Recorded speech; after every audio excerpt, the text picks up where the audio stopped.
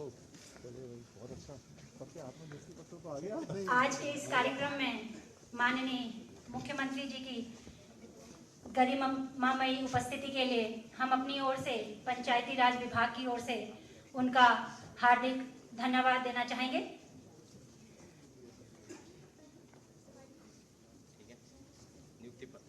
माननीय मुख्यमंत्री जी सभी अभ्यर्थियों से मिलते हुए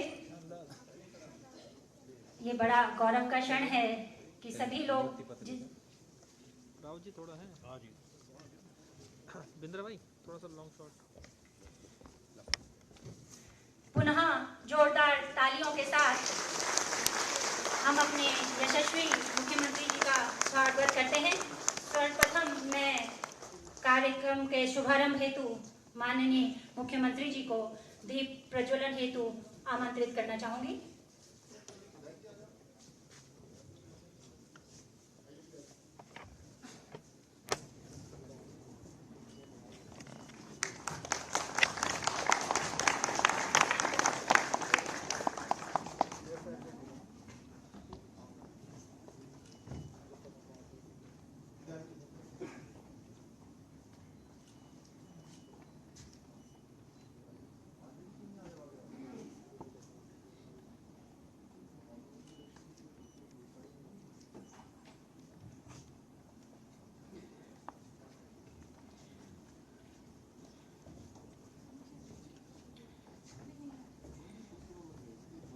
अब हम माननीय मुख्यमंत्री जी से अनुरोध करेंगे कि आप मंच में आके अपना स्थान ग्रहण करें।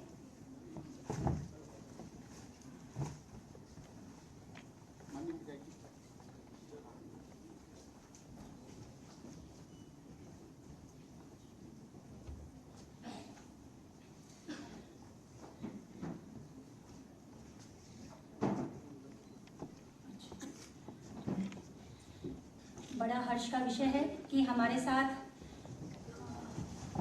पुरोला उत्तरकाशी के विधायक श्री दुर्गेश्वर लाल जी भी हमारे बीच में उपस्थित हैं। कोशिश किए बिना कभी सुधार नहीं होते, कोशिश किए बिना कभी सुधार नहीं होते, संघर्ष और प्रयत्न कभी बेकार नहीं होते। कड़ी मेहनत से बदलती है किस्मत की रेखाएं, कड़ी मेहनत से बदलती है किस्मत की रेखाएं, रातों रात कोई चमत्कार नहीं होते।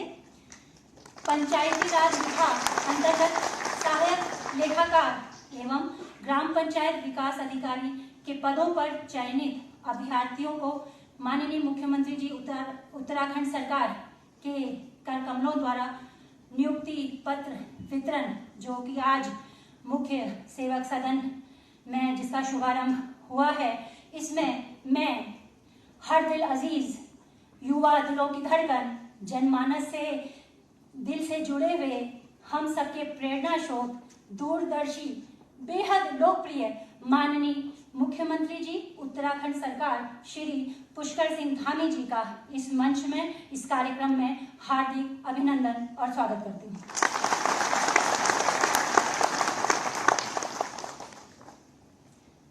मैं अपर सचिव महोदय श्री आलोक कुमार पांडे जी से अनुरोध करूंगी कि आप पौधा भेंट कर माननीय मुख्यमंत्री जी का स्वागत करें।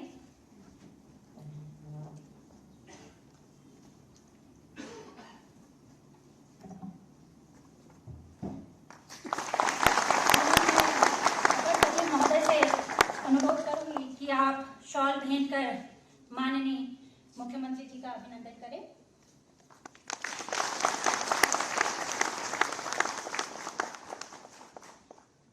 अब मैं अपर सचिव महोदय से अनुरोध करूंगी कि आप विधायक पुरोला श्री दुर्गेश्वर लाल जी को भी पौधा भेंट कर उनका स्वागत और अभिनंदन करें।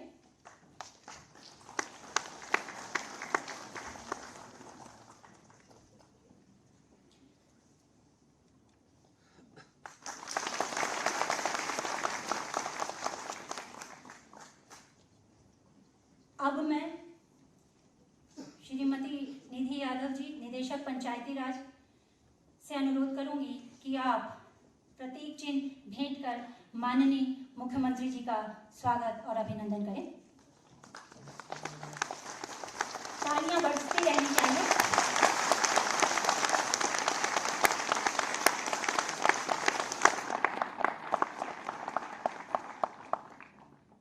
पुनः माननीय मुख्यमंत्री जी को अब मैं श्रीमती निधि यादव जी, निदेशक पंचायती राज, से अनुरोध करूंगी कि आप विधायक श्री दुर्गेश्वर लाल जी को मोमेंटो प्रदान कर उनका स्वागत और अभिनंदन करें।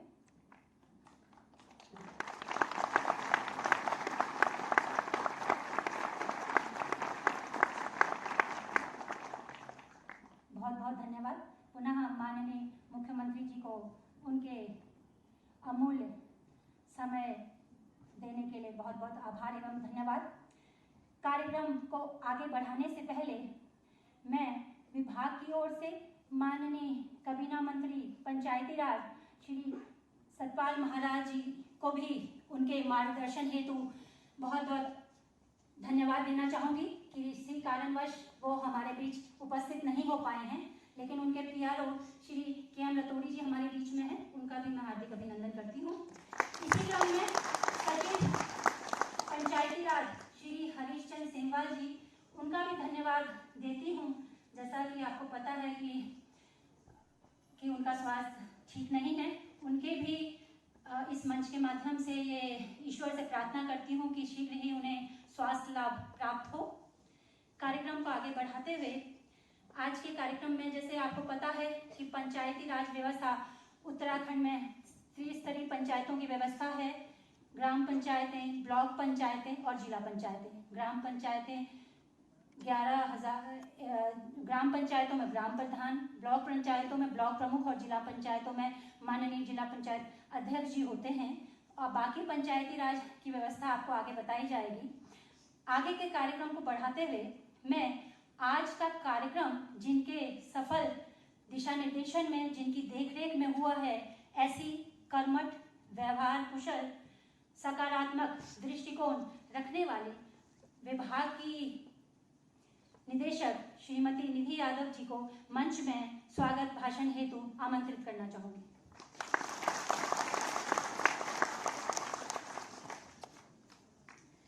सर्वप्रथम मैं मंच पर मंचासीन हमारे माननीय मुख्यमंत्री जी महोदय, युवा और ऊर्जावान मुख्यमंत्री महोदय जी का मैं हार्दिक धन्यवाद अदा करना चाहूँगी। इसके साथ ही ये भी कहना चाहूँगी कि माननीय मुख्यमंत्री महोदय ने हमें बहुत ही अपने बहुमूल्य समय से, क्योंकि आचार संहिता का भी अब लगने का समय हो गया है, हमें ये समय दिया कि आप उनसे रूबरू हो सके, आपने आशीर्वाद चुनाव को दे सके।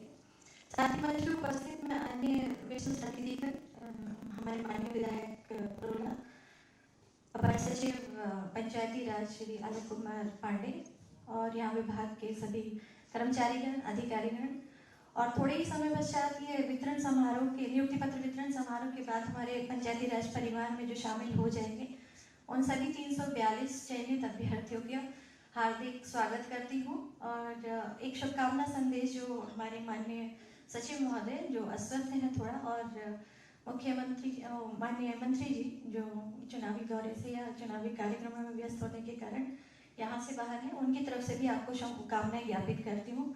हमें अपार हर्ष हो रहा है कि पंचायती राज का परिवार सब बहुत बड़ा होने वाला है।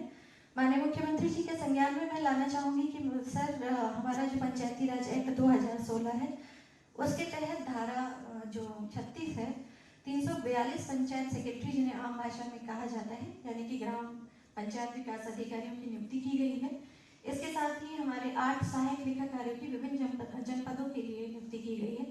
ये नियुक्ति जो है जिला स्तरीय है। हमारे देवभूमि उत्तराखंड के सभी जनपदों से, 13 जनपदों से सभी अभ्यर्थी चुन के आए हैं। तो माननीय मुख्यमंत्री जी को सबसे पहले हम साधुवाद ही देना चाहेंगे कि बहुत सारी नियुक्तियां हमेशा अटकी रहती थी। सर ने बहुत ही कड़े शब्दों में अपना संदेश देते हुए ये जो भर्तियां कराई हैं। सर, मैं आपको ये बताना चाहूँगी कि पंचायती राज विभाग के जो 4 पिलर हैं या जो 4 स्तंभ जिन्हें कहा जाता है, उनका उद्देश्य है लोकतांत्रिक विकेंद्रीकरण, समावेशी विकास, इसके साथ आर्थिक स्वावलंबन और जन विकास की सहभागीदारी। तो सर, हमारी सरकार का जो मैंडेट है सर्वांगीण विकास था, सबका साथ सबका विकास, इस उदाहरण के रूप में मैं प्रस्तुत करना चाहूँगी कि सर दूरस्थ हमारे इलाकों से ये सभी अभ्यर्थी चयनित होके आए हैं और इस लोकतांत्रिक व्यवस्था में उनका विश्वास आपके कारण बहाल हुआ है, क्योंकि बहुत पारदर्शी नियुक्तियाँ हुई हैं। और सर मैं बताना चाहूँगी कि अगर मैं थोड़ा सा, जब उस समय नियुक्तियाँ चल रही थी, ये लोग हमारे पास आते थे, तो दूरस्थ क्षेत्र के कई ऐसे हमारे अभ्यर्थी मिले जिन्होंने ये कहा कि मैम मैं सुबह खेत में हल लगाता था और शाम को पढ़ाई करता था, उसके बाद में चयनित हुआ। कुछ लोगों ने कहा कि साहब मैं दिहाड़ी मजदूर के तौर पे भी मैंने काम किया है और मैं इस व्यवस्था में अब आ गया हूँ। तो उसके लिए मैं माननीय मुख्यमंत्री जी को बार बार साधुवाद कहना चाहूँगी कि इस पारदर्शी भर्ती प्रक्रिया से आप यहाँ चयनित हुए हैं। सर इसके साथ ही हमारी महिला सशक्तिकरण की अगर बात करें तो 342 जो चयनित वीडियोज़ हमारे यहाँ आए हैं, उनमें से लगभग 228 तो मेल प्रतिनिधि यानी कि पुरुष अभ्यर्थी चुनकर आए हैं और इसके अलावा 114 जो है हमारी महिला अभ्यर्थी चुनकर आए हैं। साथ ही आप अपने विभाग की रूपरेखा के बारे में सर बताना चाहूँगी कि ये 3 स्तरीय जो पंचायत व्यवस्था है उसमें भी यहाँ महिलाओं की भागीदारी बहुत महत्वपूर्ण रही है। और इसका छोटा सा उदाहरण ये है कि हमारे अगर जिला पंचायतों की बात करें तो 13 में से 11 जिला पंचायतों में हमारी महिला जनप्रतिनिधि है। अगर क्षेत्र पंचायत की बात करें तो 95 ब्लॉक में से हमारी 61 महिला जनप्रतिनिधि और 34 पुरुष जनप्रतिनिधि हैं। और अगर हम ग्राम पंचायतों की बात करें तो 3666 पुरुष प्रतिनिधि और 4097 महिला प्रतिनिधि है। तो कहीं ना कहीं हमारा जो प्रदेश है इस ग्रास रूट लेवल डेमोक्रेसी में बहुत मजबूती से अपने आप को आगे बढ़ाया है। अगर हम ग्राम पंचायतों की बात करें तो ऋग्वैदिक काल से ही ग्राम पंचायतें एक गणतंत्रात्मक इकाई के रूप में स्थापित रही हैं। अगर ऋग्वेद की ऋचा में जाए जिसमें लिखा है कि विश्व पुष्टि ग्राम है अस्मिन अनातुरम, जिसका मतलब है कि एक जन कल्याण और विश्व कल्याण के लिए ग्राम समाज एक स्वावलंबी इकाई के रूप में स्थापित हो।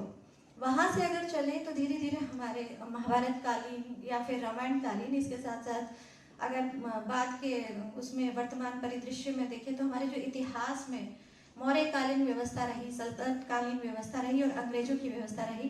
सल्तनत कालीन तक फिर भी स्वर्णिम काल कहा जा सकता था ग्राम पंचायतों का, पर उसके बाद जब अंग्रेजों का आगमन हुआ तो उसको संक्रमण काल कहा गया।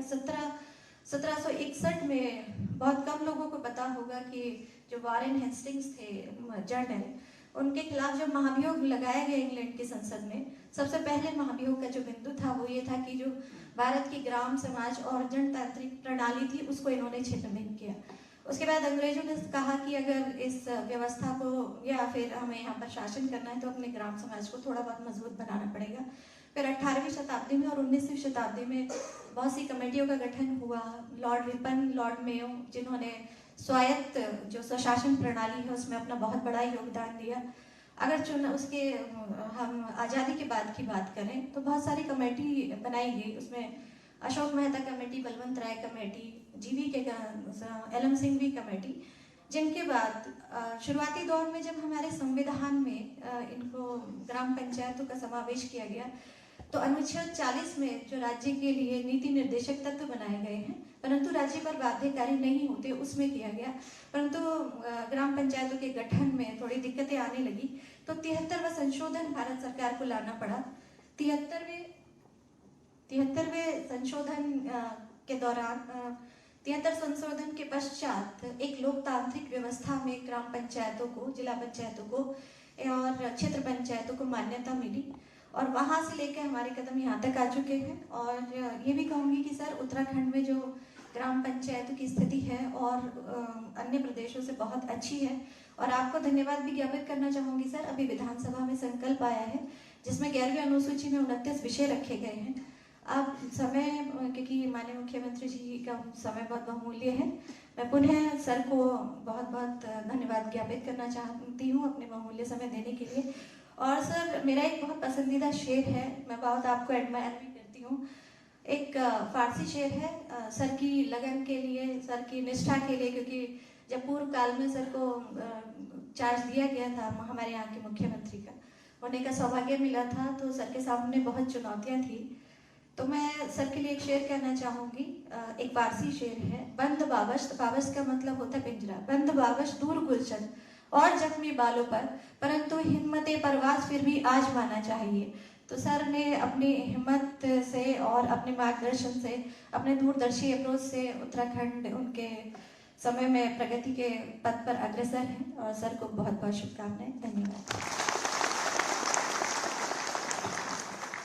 बहुत बहुत धन्यवाद मैडम।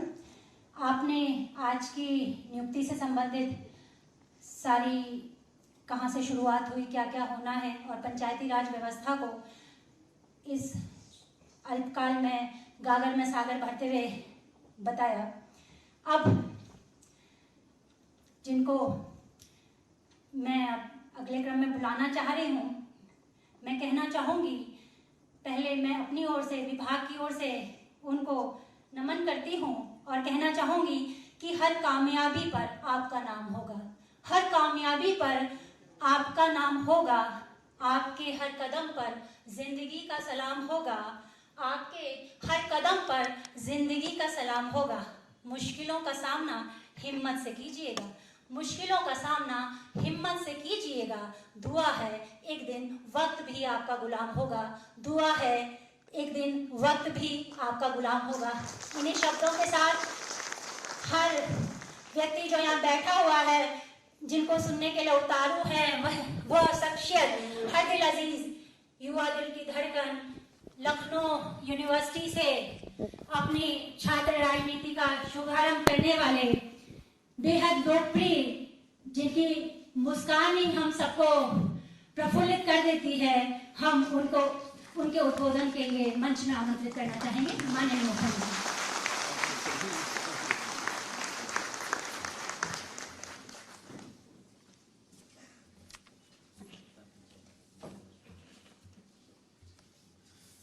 ये भारत माता की जय, भारत माता की जय। ग्राम पंचायत विकास अधिकारी एवं सहायक लेखाकारों के आज ये नियुक्ति पत्र वितरण समारोह में मंचासीन हमारे पुरुला क्षेत्र के लोकप्रिय विधायक भाई दुर्गेश्वर लाल जी, अपर सचिव पंचायती राज श्री आलोक पांडे जी, निदेशक पंचायती राज, जिन्होंने बहुत विस्तार से पंचायती राज व्यवस्था के बारे में हम सब के सामने विस्तृत बातें रखी, निधि यादव जी एवं सभी हमारे पंचायती राज विभाग के सभी अधिकारीगण, हमारे मंत्री जी के प्रतिनिधि किरण रतूड़ी जी एवं सभी ऐसे चयनित अभ्यर्थी मेरे भाइयों एवं बहनों, मैं सबसे पहले तो आज आप सबके चयन के लिए, आप सबकी नियुक्ति के लिए, और साथ में पहले क्या कहते थे वो, ग्राम सेवक, ये आज मुख्य सेवक सदन में आए हैं। ये मुख्य सेवक सदन है। इस मुख्य सेवक सदन में आप सबको मैं बधाई देता हूँ, शुभकामनाएं देता हूँ, और यहाँ पहुँचने पर आप सबका स्वागत भी करता हूँ। और चूँकि नई जिम्मेदारी आप सबको मिल रही है और बड़ी महत्वपूर्ण जिम्मेदारी है, तो आप सबका अभिनंदन भी करता हूँ कि आप अपने क्षेत्रों में जाएंगे। मुझे पूरा विश्वास है कि देखिए कई हजार लोगों ने इस परीक्षा में, जो लिखित परीक्षा हुई होगी, उस परीक्षा में भाग लिया होगा, और उस परीक्षा में आप सैकड़ों लोगों का 342 का चयन हुआ है। तो आप सब लोग, मैं सबसे पहले कहूँ कि आप सौभाग्यशाली हैं, भाग्यशाली हैं। आपके ऊपर आपके माता पिता का, आपके गुरुजनों का, और जिन लोगों ने भी आपका मार्गदर्शन किया है, उन सभी का आशीर्वाद है और भगवान की बहुत बड़ी कृपा है। कि आप ही लोगों को ये अवसर मिला है। तो निश्चित रूप से मुझे पूरा विश्वास है कि आप सब अपनी सच्ची लगन से, कड़ी मेहनत से और अपने पूरे सामर्थ्य के साथ, निपुणता से विभाग को आगे बढ़ाने के लिए काम करेंगे। मेरा मानना है कि आप सभी जो हमारी सबसे नीचे की इकाई है, ग्राम सभा, ग्राम पंचायत, उसमें जाकर जो हमारी लोकतांत्रिक व्यवस्था है उसको मजबूत करने का काम करेंगे, उसको सुदृढ़ बनाने का काम करेंगे। और जो समाज का अंतिम छोर है, जहां से हमारी इकाई प्रारंभ होती है, उस इकाई को मजबूत करेंगे और अंतिम छोर में खड़े हुए व्यक्ति तक जो शासन की नीतियां हैं, सुविधाएं हैं, उनकी सहायता है, उन सबको पहुंचाने का काम करेंगे। और इसकी आप नींव बनने का काम भी आप सब करेंगे, क्योंकि आप सब जितने सशक्त होंगे, जितने मजबूत होंगे, जितनी पारदर्शी तरीके से आप काम करेंगे, उतने ही मजबूती से हमारा जो लोकतांत्रिक ढांचा है वो भी मजबूत होगा। और जो स्वराज की परिकल्पना है, स्वच्छ प्रशासन, स्वच्छ शासन, पारदर्शी व्यवस्था, भ्रष्टाचार मुक्त शासन, उस व्यवस्था को भी धरातल पर उतारने का काम करेंगे। आप सभी जानते हैं, हमारे देश के यशस्वी प्रधानमंत्री आदरणीय मोदी जी के नेतृत्व में आज देश लगातार आगे बढ़ रहा है और अंत्योदय का सिद्धांत उन्होंने अपनी हर योजना में लिया है। अगर हम 2014 से पहले के देश की कल्पना करें या थोड़ी देर पीछे चले जाएं कि 2014 से पहले किस प्रकार की योजनाएं देश के अंदर लागू होती थी और मोदी जी के प्रधानमंत्री बनने के बाद किस प्रकार से देश में उन योजनाओं को लाया गया है, उन नीतियों को लाया गया है जिनके कारण से लोगों का जीवन स्तर आगे बढ़े। देश के अंदर एक कार्य संस्कृति पैदा हुई है कि आप हर क्षेत्र में देश आगे बढ़े। हर एक भारतवासी के मन में एक विश्वास पैदा हुआ है कि चाहे कोई क्षेत्र हो, चाहे वो समाज का क्षेत्र हो, चाहे वो प्रशासन का क्षेत्र हो, चाहे वो अन्य कोई सेवाएं हो या खेल का क्षेत्र हो, राजनीति का क्षेत्र हो, हर क्षेत्र में, साइंस टेक्नोलॉजी का क्षेत्र हो, आज भारतीय हर क्षेत्र में अव्वल अपने आप को मानते भी हैं। और उनका मानसिक जो स्तर है, या मैं कहूँ कि मानसिक स्थिति है, वह भी इस प्रकार की बनी है कि हम भारत के रहने वाले भारतवासी दुनिया के किसी भी क्षेत्र का नेतृत्व कर सकते हैं, किसी भी क्षेत्र को हम रास्ता दे सकते हैं। इस प्रकार का एक वातावरण आज देश के अंदर बना है। और मैं तो आप सबसे कहूंगा कि समाज के अंतिम छोर में खड़े व्यक्ति की परेशानी, उसकी जो शिकायतें हैं, सरकार तक पहुंचाने और सरकार द्वारा जो काम, लोक कल्याणकारी योजनाएं जो चलाई जा रही हैं, उनको पहुंचाने में आप सबकी बहुत ही महत्वपूर्ण भूमिका होने वाली है। आप सब एक सेतु का काम करने वाले हैं, आप सेतु बनने वाले हैं। जानते हैं सेतु क्या करता है? एक कोने से दूसरे कोने को जोड़ने का काम करता है, रास्ता बनाने का काम करता है, लोगों को जोड़ने का काम करता है, मार्ग बनाने का काम, मार्गों को जोड़ने का काम करता है। वहीं जहां ये भूमिका आपको करनी है, वहीं सेतु बन के लोगों के दिलों को जोड़ने का भी काम आप सबने करना है। आज सरकार बहुत सारे काम कर रही है, खुद चलकर सरकार की योजनाएं, सरकार के अधिकारीगण लोगों तक पहुंच रहे हैं और उनको सशक्त भी बनाने का काम विभिन्न योजनाओं के माध्यम से चल रहा है। विभिन्न माध्यम की योजनाएं चल रही हैं। आज चाहे हम राज्य सरकार की ओर से कहें एलपीजी गैस के कनेक्शन हों, हमने राज्य के अंदर 1,82,000 परिवारों को एक साल में 3 सिलेंडर निःशुल्क रूप से भरे जाने की योजना हम लेकर आए हैं। कोई योजना चल रही है, गरीब जो हमारी माताएं बहनें हैं उनको इस योजना का लाभ मिल रहा है, और ये हमारा संकल्प था कि ये नई सरकार गठन होगी तो हम सभी को निःशुल्क इस योजना का लाभ देंगे। बिजली के कनेक्शन हो, पानी का कनेक्शन हो, स्वच्छ भारत मिशन के तहत आज इज्जत घरों का निर्माण हो, या अन्य योजनाएं, जो सरकार की प्रत्येक योजना के केंद्र में अगर कोई है तो समाज का ऐसा वर्ग है जिसको इन योजनाओं की आवश्यकता है, जो अभी तक इन योजनाओं से वंचित रहा है, जिसको सहायताएं नहीं मिली हैं। आदरणीय प्रधानमंत्री जी के मार्गदर्शन में चलने वाली जो हमारी सरकार है, वह भी अपने जो वंचित वर्ग हैं उनकी सभी आवश्यकताओं की पूर्ति के लिए काम कर रही है।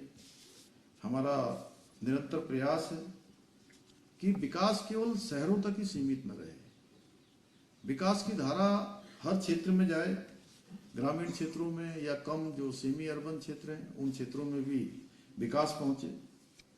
आप सब लोगों को जिन क्षेत्रों में काम करना है, मैं आप सबसे कहना चाहता हूं कि जो भारत की आत्मा है, भारत की आत्मा गांव में बसती है, ग्राम सभाओं में बसती है। लेकिन अगर हम पहले थोड़ा और आगे चले जाएंगे तो उस समय में जितना काम होना चाहिए था उस प्रकार से काम हुआ नहीं। धरातल पर जो ध्यान देना चाहिए था वो ध्यान नहीं दिया गया, और 4 दशक तक देश के अंदर ऐसी सरकार रही कि गांवों में जो पंचायती राज व्यवस्था लागू करना जो जरूरी था, जिसके बारे में भी निधि बहुत विस्तार से यहाँ पर बता रही थी, वो बन नहीं पाई। इसके बाद भी जो जिला पंचायत व्यवस्था बनी उसे भी उन्होंने उसी हाल में छोड़ दिया, जो जैसी स्थिति में थी उसी स्थिति में चलती रही। पंचायती राज संस्थाओं को सशक्त करने के लिए भी पहले के समय में बहुत ठोस प्रयास हुए नहीं, जो बहुत ठोस प्रयास होने चाहिए थे। 90 के दशक में भी पंचायती राज के नाम पर केवल खाना पूर्ति हुई। आजादी के बाद आप सबको पता है, हालांकि ये बोलने का विषय नहीं है लेकिन फिर भी मैं इसलिए बोल रहा हूं कि आप लोग हमारे नवोदित उदयमान हमारे सब अधिकारी गण हैं, और आपको व्यवस्था बनाने का काम भी करना है। व्यवस्था जो चल रही है उसमें नवाचार भी लाना है, नीतियां जो सरकार की हैं उनको आगे बढ़ाना है। इसलिए हमको हर प्रकार से जागरूक भी होना होगा कि देश की आज़ादी के बाद लगभग 60 वर्षों तक इस देश के अंदर एक ही पार्टी का शासन रहा, और उन्होंने जो गांव का जो भरोसा था उस भरोसे को हमेशा तोड़ने का काम किया, भरोसे को मजबूत करने का काम नहीं किया। और गांव का जो सबसे निचला पायदान है उसमें बजट बहुत कम दिया गया, और बजट दिया भी गया तो वो बीच में ही कहीं खपा दिया गया। जिन लोगों को लाभार्थी होना था, जिनको उस जरूरत के लिए वो योजनाएं मिलनी थी, वो सहायता मिलनी थी, वो सहायता उन तक पहुंच नहीं पाई, और जो पैसा भेजा जाता था वो बीच में ही लुट जाता था। मेरा मानना है कि गांव के साथ इस तरह का व्यवहार करने से देश आगे नहीं बढ़ सकता। इस स्थिति को ठीक प्रकार से समझते हुए जो ग्रामीण क्षेत्र की जनता है, समाज का अंतिम छोर है, उसको महसूस करते हुए मोदी जी के नेतृत्व वाली सरकार ने ये सारी स्थितियां जो पहले की थी उस स्थिति में आमूलचूल परिवर्तन करने का काम किया। डीबीटी के माध्यम से, अन्य माध्यमों से, जनधन खातों के माध्यम से सीधे लोगों के बैंक के खातों में पैसा भेजने का काम हुआ। पोस्ट ऑफिस का उपयोग कर गांव तक पोस्ट ऑफिस पेमेंट बैंक की पहुंच बनाई गई। आज इसका प्रभाव देश के हर गांव में दिख रहा है, योजनाओं का पैसा सीधे लोगों के खाते में जा रहा है। हमारी सरकार भी विकास के लिए वो हर कार्य कर रही है जो पहले के समय में नहीं हो पाया। जिसकी आवश्यकताएं थी, जरूरत थी, उन सब योजनाओं को ला भी रहे हैं, योजनाओं में नवाचार भी कर रहे हैं। हमको कोई भी निर्णय राज्य के हित में लेने हो रहे हैं तो हम वो निर्णय भी देख रहे हैं। आप लोग स्वयं देख रहे होंगे जो पहले के समय की गलतियां हैं, उन गलतियों को सुधारने का भी हम काम कर रहे हैं। उन गलतियों को फिर न दोहराया जाए, उसकी पुनरावृत्ति न हो, उस प्रकार के भी निर्णय हम कर रहे हैं। अभी आपने देखा कि जो भर्ती की परीक्षाएं थी उसमें किस प्रकार की धांधली होती थी। अभी निधि जी बता रही थी यहाँ से कि किस किस प्रकार से कोई खेत में काम कर रहा है, कोई कुछ और काम कर रहा है और मजदूरी कर रहा है, उसके बाद उसका चयन हो जा रहा है। ये इन्हीं सब निर्णयों का परिणाम है कि जो धांधलियां होती थी, गड़बड़ियां होती थी, नकल होती थी, हमने उसके खिलाफ सख्त कार्रवाई करी और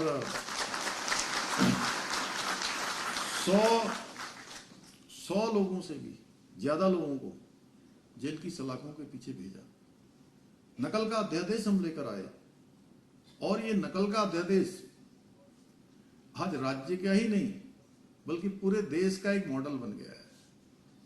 पूरे देश में अन्य राज्य भी आज हमारे नकल अध्यादेश को देख रहे हैं और उसी प्रकार का नकल अध्यादेश अपने यहां लागू करने पर भी विचार कर रहे हैं। पहले के समय में आप देखते थे कि एक से एक योग्यता पहले भी थी, क्षमता पहले भी थी, प्रतिभा पहले भी थी, लेकिन उनकी प्रतिभा, उनकी क्षमता, उनकी योग्यता उसमें लूट हो जाती थी, नकल हो जाती थी, पेन ड्राइव पर पर्चा आउट हो जाता था, पेन ड्राइव पर नकल हो जाती थी, या जहां पेपर छपता था वहीं से पहले से क्वेश्चन बैंक बाहर आ जाता था। इन सब पर हमने रोक लगाया। उसका परिणाम हुआ कि आज आप में से भी कुछ लोग हो सकते हैं, ऐसे होंगे जरूर, अगर जिन्होंने किसी ने एक परीक्षा में पास हुआ है, चयन हुआ है, तो दूसरी में भी हुआ है उसका, दूसरी में होने वाले का तीसरी में भी हुआ है, 4 में भी हुआ है एक एक का, और किसी का तो 5 में भी हुआ है। तो आखिर क्या कारण था कि पहले नहीं हो रहा था और अब होना शुरू हो गया? ये मेरा क्वेश्चन नहीं है, ये इन लोगों का भी नहीं है कि यहां बैठे हैं तो इनका ही क्वेश्चन है। ये प्रश्न हम सबका है ना? नहीं, बताइए, आप लोगों का भी तो क्वेश्चन होगा ये कि आखिर ऐसा क्या परिवर्तन हुआ कि पहले चयन ही नहीं हो रहा था और अब 4-4 परीक्षाओं में चयन हो रहा है। तो इसका उत्तर मैं नहीं बताऊंगा, इसका उत्तर आप सब लोगों को खोजना है और लोगों को ही बताना है कि आखिर क्या बदलाव हुआ, कि पहले और अब में अंतर क्या हुआ है। तो ऐसे पारदर्शिता भी लाई गई है। जो सिफारशी तंत्र था, परिवारवाद, भाई भतीजावाद, उसको भी हमने पूरी तरह से खत्म किया है और समय से जो परीक्षाएं हैं वो भी संपन्न हुई हैं। और इसी का प्रतिफल है, इसी का परिणाम है कि आप लोग तो बहुत बाद में आपका नंबर आया है। ऐसा शायद कोई दिन होता है जिस दिन मैं देहरादून में होता हूं कि इस मुख्य सेवक सदन में कोई न कोई विभाग नियुक्ति पत्र प्रदान करने का कार्यक्रम समारोह यहाँ पर आयोजित न करता हो।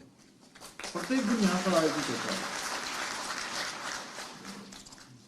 हाँ, आप सभी जानते हैं कि पहले के समय में बहुत सारे जख्म हैं, जो जख्म जो है बहुत गहरे हैं, लेकिन इन जख्मों को भरने का प्रयास हो रहा है, राज्य को आगे बढ़ाने का काम हो रहा है। और इसी प्रकार के जो जख्म, जो कैलेंडर जारी होता था, भर्तियां होती नहीं थी, नौकरियां, रिक्तियां बनी रहती थी, उनमें पद भरे नहीं जाते थे, उन सबको भरकर जल्द से जल्द हम युवाओं के भविष्य को उज्जवल बनाने का काम, युवाओं को आगे बढ़ाने का काम, उनको समय से उनकी क्षमता के अनुरूप उनका काम मिले, उसके लिए हम सब काम कर रहे हैं। आप सभी को भी आज जो जिम्मेदारी दी गई है, मैं उम्मीद करूंगा कि आप सभी उस जिम्मेदारी का निर्वहन पूरी सजगता के साथ करेंगे, ईमानदारी के साथ करेंगे और अपने गांव के जो उत्थान के लिए काम करना चाहता हूं कि जो भावना है, उस भावना को ध्यान में रखते हुए गांव के लिए, गांव के विकास के लिए आप सब समर्पित रहेंगे तो निश्चित रूप से हमारे गांव के विकास में कोई भी अब बाधा नहीं बन सकती, कोई भी रुकावट बीच में नहीं रह सकती है। इसलिए मेरा आप सभी से अपील है कि आप सभी गांव को अपना घर समझकर कार्य करें ताकि गांव के जो विकास हैं उनको पंख लग सकें, विकास की धारा में गांव भी हमारे शहरों की तरह आगे बढ़ सकें और जो हमारे प्रधानमंत्री जी का स्वप्न और संकल्प है कि समाज के अंतिम छोर में रहने वाले व्यक्ति का भी उत्थान होना चाहिए, उसको भी सारी सुविधाएं मिलनी चाहिए। हमारे नौनिहाल बच्चे जो ग्रामीण परिवेश में पलते हैं, बढ़ते हैं, उनको भी वो सब सुविधाएं मिल सकें और प्रधानमंत्री जी का सबका साथ, सबका विकास, सबका विश्वास और प्रयास जो मंत्र है वो आगे बढ़कर जनहित में इस दिशा में कार्य किए जा सकें, क्योंकि आज हमारा उत्तराखंड का विकास विश्वास के अभूतपूर्व माहौल में जन जन की आकांक्षाओं को आगे बढ़ा रहा है। एक वातावरण आज पूरी दुनिया के अंदर उत्तराखंड के लिए बहुत सकारात्मक बना है। आज चूंकि मैं पिछले दिनों इन्वेस्टर ग्लोबल समिट में लोगों को उत्तराखंड आने के लिए आमंत्रित करने के लिए, उत्तराखंड के बारे में बताने के लिए जब दुनिया के विभिन्न देशों में गया तो जिस प्रकार से लोगों ने हमारा स्वागत किया, जिस प्रकार से उन्होंने एक मन में इच्छा प्रकट की, हमको बताया कि हम उत्तराखंड में आकर काम करना चाहते हैं, तो निश्चित रूप से पूरे देश दुनिया के लोगों का ध्यान हमारी तरफ गया है और उसका परिणाम भी हुआ कि हम सोचते थे कि 2.5 लाख करोड़ का हमारा एमओयू होगा कि नहीं होगा, हमारे मन में ही था जब हमने इन्वेस्टर ग्लोबल समिट के काम को आगे बढ़ाया। लेकिन जब हम आगे बढ़ते गए, उसकी डेट आती गई, तो जिस दिन उसका मुख्य फंक्शन था, मेन फंक्शन से पहले ही हमारे जो है 3.5 लाख करोड़ के एमओयू हो गए। आप सोचिए कि 1 लाख करोड़ ज्यादा है। और इतना ही नहीं, जहां एमओयू 3,50,000 करोड़ के हो गए, वहीं 64,000 करोड़ रुपए की ग्राउंडिंग पर भी काम शुरू हो गया। एक बड़ी धनराशि लोग यहाँ लगा रहे हैं, तो बहुत सारे अवसर लोग उत्तराखंड में देख रहे हैं, उसमें आप सबका भी बहुत बड़ा योगदान होने वाला है। मैं तो ये कहूँगा कि पहले दिन आपकी जिस दिन से नियुक्ति हो रही है, जिस दिन से आप अपने काम पर जाने वाले हैं, चाहे वो प्रशिक्षण का काम हो या अपने कार्यालय में ज्वाइनिंग देने का काम हो, उस दिन से अपने जीवन के ध्येय को अपने सामने स्पष्टता से रखिए कि मुझे जीवन में क्या करना है, मुझे अपने जीवन को सफल और सार्थक कैसे बनाना है, मुझे आखिर ये जिम्मेदारी मिली है तो किस लिए मिली है, मुझे दायित्व मिला है, मुझे काम मिला है तो किसने मिला है। ये कॉन्सेप्ट आपका बिल्कुल क्लियर होना चाहिए और अपने साथ कि मैं अपने साथ अपने जीवन में कड़ाई से स्वयं अनुशासन का पालन करूंगा, अपनी दिनचर्या बनाऊंगा और लोगों की सेवा में जो भी एक एक पल और एक एक क्षण अपना लगाऊंगा, जिससे कि मैं शाम को अपने घर वापस आऊं, अपने काम से लौट कर आऊं, तो मेरे मन में इतना सा भी विचार ना आए कि मैं आज दिन भर में ये काम कर सकता था और मैंने नहीं किया। ये जरा सा भी संदेह आपके मन में नहीं आना चाहिए और ये तब नहीं आएगा जब आप पूरी क्षमता के साथ, पूरी अपनी जितनी सामर्थ्य है उसके साथ काम करेंगे और सेवा की भावना मन में रखेंगे। और एक बात और, कई बार जब हम ऑफिस जाएंगे तो कुछ दिनों के बाद हो सकता है कि आपको बहुत काम करना पड़ेगा, कुछ लोगों को बहुत काम करना पड़ेगा, हो सकता है कुछ लोगों को कम काम भी हो, कई बार कम काम हो या ज्यादा काम हो, आपको मानसिकता ये बनानी है कि भाई ये काम तो मुझे करना ही करना है। आपका भी जो एक बोलते हैं ना, एक जनरल बनते हैं, जनरल होता है ना कि 25-30 एक महीने का जिसमें पूरा नोटिस बनाया जाता है कि मैं ये काम कब करूंगा, ये काम कब करूंगा, आज इस दिन क्या करूंगा। तो एक अपने का पूरा प्लानिंग के साथ वो आपके पास दिनचर्या का प्लानिंग होना चाहिए और उसमें ये मत सोचिएगा कि बहुत बोझ आ गया, अरे मैं कैसे करूं, इतना काम, रोज रोज रोज यही काम, रोज ऑफिस जाना है, रोज यही करना है, रोज लोगों के बीच में जाना है, रोज लोगों का सुनना है। ये मन में नहीं, आपको लगना चाहिए कि हर दिन मेरे लिए एक नया दिन है, हर दिन मुझे कुछ नया करना है, हर दिन मुझे नए तरीके से लोगों को सर्व करना है। और करना तो है ही है, देखिए जब आप इसमें आ गए हैं, वो करना तो है ही है, ये आपकी जो ड्यूटी कहती है कि वो करना है, आपका दायित्व कहता है आपको करना है, लेकिन आपका मन भी कहे, आपका विचार भी कहे कि नहीं, काम तो मुझे बहुत हंस के करना है, बहुत अच्छे मन से करना है जी, बहुत अच्छा, जो मेरे पास आएगा, जो जिसकी मैं जो सहायता कर सकता हूं, मैं उसको और अच्छे से करके भेजूंगा यहाँ पर। तो आप देखिएगा आपका ये जीवन तो सफल हो ही गया कि आपको ये जिम्मेदारी मिल गई, ये आपको नियुक्ति मिल गई, आपको सेवा का माध्यम मिल गया। मैं दावे के साथ कह सकता हूं कि आने वाले जितने भी जीवन होंगे वो सारे सफल हो जाएंगे, ये इस जीवन का सार है। तो मैं आप सबसे कहूंगा कि हम सबका जो सामूहिक लक्ष्य है वो विकसित उत्तराखंड का लक्ष्य है, और हिंदुस्तान का हमारा राज्य श्रेष्ठ राज्य बने, आदर्श राज्य बने, उसमें आप सबकी भूमिका बहुत महत्वपूर्ण है कि आप अपने अपने क्षेत्रों को कैसे आदर्श बनाएंगे, अपने विभाग को कैसे आदर्श बनाएंगे, हम अपने विभाग में कैसे नवाचार को प्रोत्साहित करेंगे, कैसे हम नवाचार लाएंगे, ये हम सबके हमेशा मन मस्तिष्क पर रहना चाहिए। और मुझे पूरा विश्वास है कि आप सब करेंगे। आइए मिलकर हम इस दिशा में आगे बढ़ें और उत्तराखंड को देश का श्रेष्ठ राज्य बनाने का जो हमारा विकल्प रहित संकल्प है, उस संकल्प को पूर्ति के लिए अपना योगदान दें। अंत में आप सभी को अपनी ओर से बहुत शुभकामनाएं देते हुए, बहुत बधाई देते हुए कि आप सब अपने अपने क्षेत्रों में यशस्वी होंगे, सफल होंगे और जीवन को सफल और सार्थक बनाएंगे। मेरी आप सबको बहुत बहुत शुभकामनाएं। आपके माता पिता को, परिजनों को, गुरुजनों को भी मेरी तरफ से बहुत बहुत बधाई जरूर कहिएगा। बहुत बहुत धन्यवाद।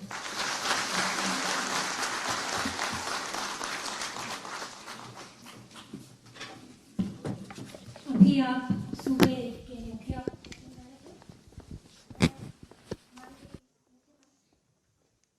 मैं माननीय मुख्यमंत्री जी का आभार व्यक्त करना चाहूँगी कि आपने अपने आशीर्वचनों से हम सबका उत्साहवर्धन किया। और मैं ये भी कहना चाहूँगी इस मंच के माध्यम से, अपनी ओर से, विभाग की ओर से, कि आपकी जो भी आकांक्षाएं, अपेक्षाएं हम सबसे हैं, चलिए हम संकल्प लेते हैं कि उनको पूरे दिल से उनको पूर्ण करेंगे। और एक बात और मैं इस मंच के माध्यम से कहना चाहूँगी कि यदि आप कभी दिल्ली मेट्रो में बैठे हों, जो हमारी भारत की राजधानी है दिल्ली मेट्रो, अगर आप देखेंगे इतना बड़ा भारतवर्ष है, कितने उसमें मुख्यमंत्री हैं, लेकिन ये बड़ा गौरव का पल होता है जब आप उसमें बैठें तो उसमें उत्तराखंड ऊंचाइयों की ओर, उसमें माननीय जो हमारे सूबे के माननीय मुख्यमंत्री जी हैं श्री पुष्कर सिंह धामी जी, उनका और हमारे बड़े चहेते प्रधानमंत्री श्री नरेंद्र मोदी जी का तस्वीरें आप उसकी पूरी उसमें देखेंगे तो बड़ा गौरव का विषय है कि उत्तराखंड जो है आज राजधानी में भी अपनी छटा बिखेर रहा है। उसके लिए भी हम अपने आप को बहुत गौरवान्वित महसूस करते हैं। मैं अपनी ओर से, विभाग की ओर से पुनः माननीय मुख्यमंत्री जी का धन्यवाद ज्ञापित करना चाहूँगी और उनके उज्जवल भविष्य की कामना करते हुए बस यही कहना चाहूँगी कि जिंदगी की असली उड़ान अभी बाकी है, जिंदगी की असली उड़ान अभी बाकी है, जिंदगी के कई इम्तिहान अभी बाकी हैं, जिंदगी की असली उड़ान अभी बाकी है, जिंदगी के कई इम्तिहान अभी बाकी हैं। अभी तो नापी है मुट्ठी भर जमीन आपने, अभी तो नापी है मुट्ठी भर जमीन आपने, अभी तो सारा आसमान बाकी है, अभी तो सारा आसमान बाकी है। इन्हीं शुभकामनाओं के साथ कार्यक्रमों को आगे बढ़ाते हैं। मैं कार्यक्रम को बढ़ाने से पहले माननीय मुख्यमंत्री जी के संज्ञान में लाना चाहूंगी कि सर 342 हमारे ग्राम पंचायत विकास अधिकारी हैं और 8 सहायक लेखाकार हैं। उनमें से 28 हमने अभ्यर्थियों को यहाँ पर चुना है। प्रत्येक जनपद से एक जो टॉपर हैं, महिला और पुरुष प्रत्येक श्रेणी में, उनको हमने लिया है प्रत्येक श्रेणी से।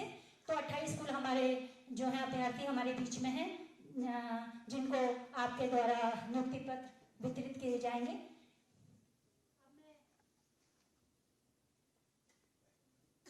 अब मैं क्रमशः जो है नाम लेना शुरू करूंगी, तो आप आगे आते हुए माननीय मुख्यमंत्री जी से नियुक्ति पत्र लीजिएगा। अल्मोड़ा से श्री चंदन बिष्ट,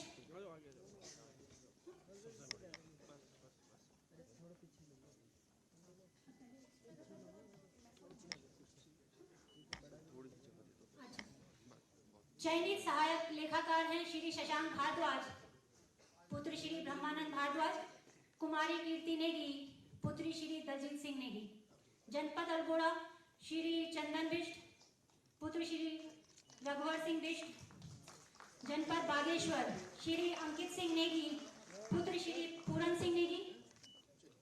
जनपद चमोली कुमारी रिया झिंगवान। जनपद चंपावत श्री मोहित बोरा, कुमारी पूनम जोशी, पुत्री श्री किशन दत्त जोशी।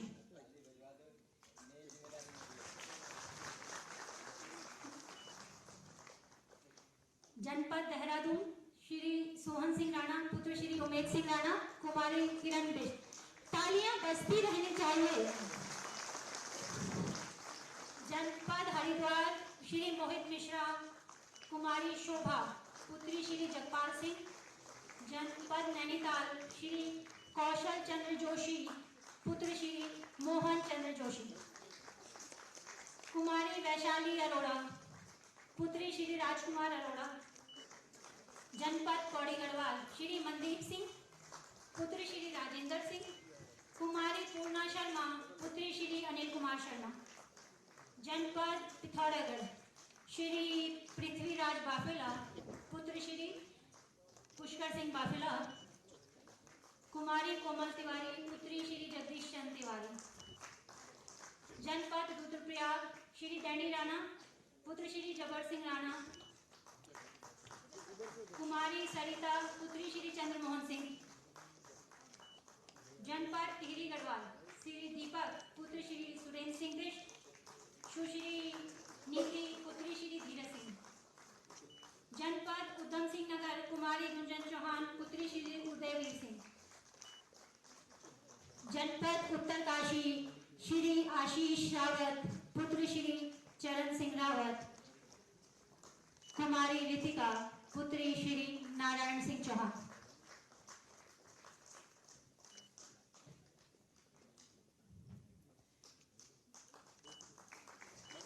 मैं धन्यवाद कहना चाहूंगी माननीय मुख्यमंत्री जी का कि आपने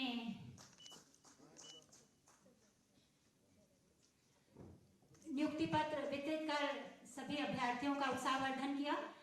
अब कार्यक्रम को आगे बढ़ाते हुए अब हम जिले वाइज अल्फाबेटिकल क्रम में माननीय मुख्यमंत्री जी के साथ फोटोग्राफी हेतु, ग्रुप फोटो हेतु सबको मंच में आमंत्रित करना चाहेंगे। सर्वप्रथम अल्मोड़ा से 2 ग्रुप बनेंगे 13-13 के। नोडल अधिकारी के साथ आए आप। 22 लेके 22 ले 27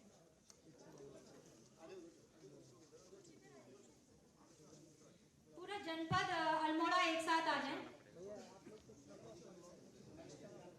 हाँ, इसके बाद जनपद बागेश्वर तैयार है। जनपद अल्मोड़ा पूरा एक साथ आ जाए।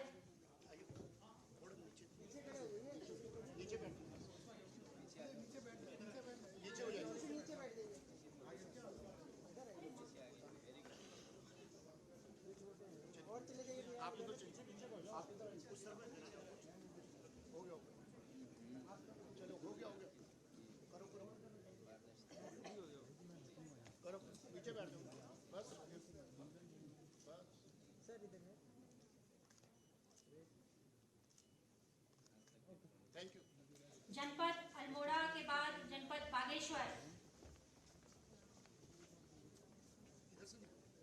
इसके बाद जनपद चमोली तैयार रहेंगे। जनपद बागेश्वर, जनपद बागेश्वर,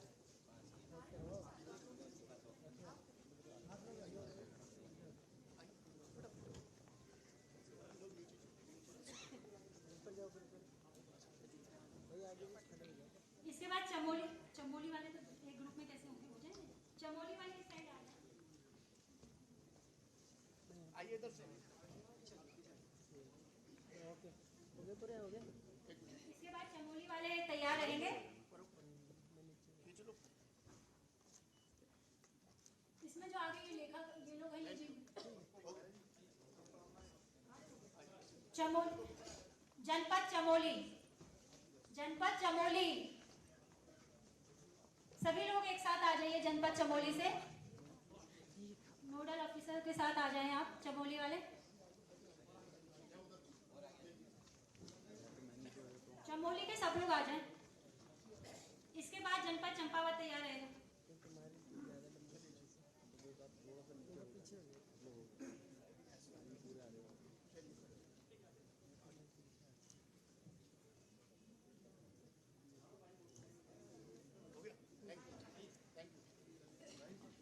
जनपद चंपावत, जनपद चंपावत,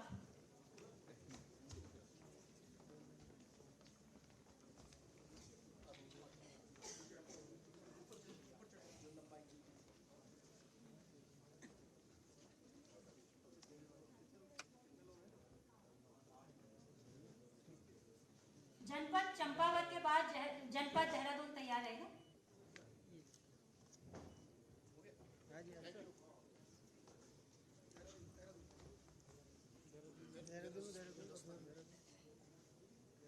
जनपद देहरादून, सभी लोग आ जाएं एक साथ। नहीं चंपावत आ गया, चंपावत आ गया। जनपद देहरादून, ऊपर खड़े जाइए थोड़ा सा, और सब लोग खड़े हो जाएं आराम से, सब लोग आ जाएं जनपद। इसके बाद जनपद हरिद्वार तैयार रहेगा। ये सामने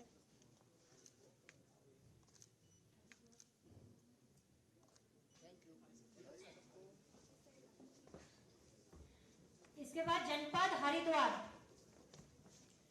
हरिद्वार के बाद जनपद नैनीताल तैयार रहेगा। पहले जनपद हरिद्वार, जिनकी हो गई फोटोग्राफी वो जरा चढ़ते आप लोग हटो। फटाफट ही चलो। जनपद हरिद्वार, हो गया, खड़े हो। उस साइड में जाओ। जनपद क्लोज रहिए, हरिद्वार, क्लोज सर।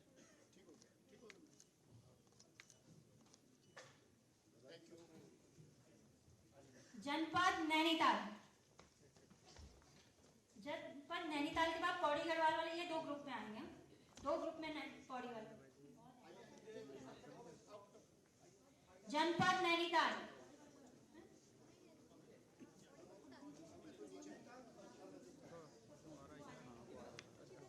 जनपद पौड़ी के जो है नोडल ऑफिसर आधे आधे में भेजिएगा। दो ग्रुप में पौड़ी गढ़वाल की। अभी रुक जाओ। जनपद नैनीताल, जनपद पौड़ी, दो दो बैचेज में करवाइए। पौड़ी वाले सब उठाएं। आ जाएंगे, आ जाएंगे एक मिनट। आ जाओ, नीचे बैठ जाओ भाई, कुछ नीचे बैठ जाओ, कुछ नीचे बैठ जाओ। आगे थोड़ा सा आगे। आप भी रख जाओ, कुछ बैठ जाओ। नियुक्ति पत्र सामने रखेंगे इधर। इसके बाद जनपद पिथौरागढ़ तैयार रहेगा। ठीक है, जनपद पौड़ी के बाद जनपद पिथौरागढ़, जनपद पिथौरागढ़। पौड़ी हो गया सेकंड बैच, वो तो दो सेकंड बैच भी है। सेकंड बैच पौड़ी, अच्छा रुकिए, सेकंड बैच पौड़ी। आप इधर आइए।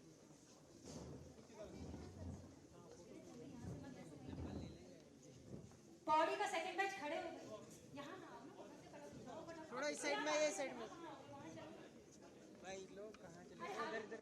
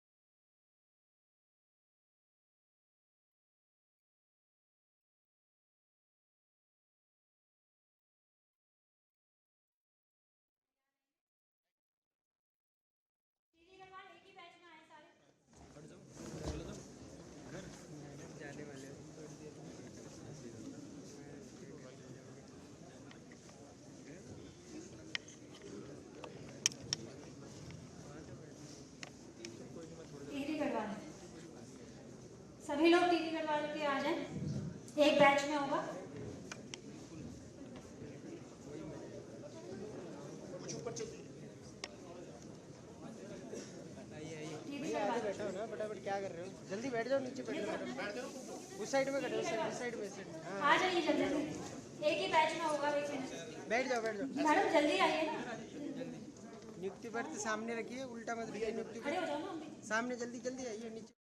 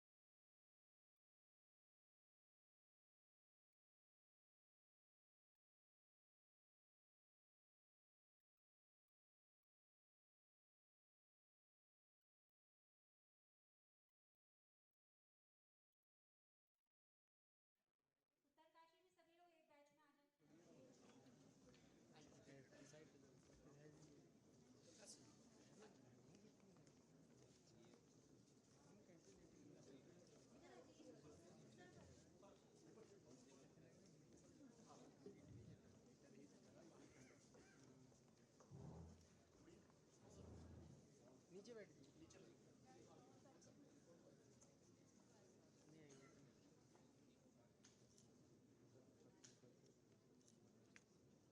और इसके बाद निदेशालय के कार्मिक सभी लोग फोटोग्राफी के लिए आ जाएं।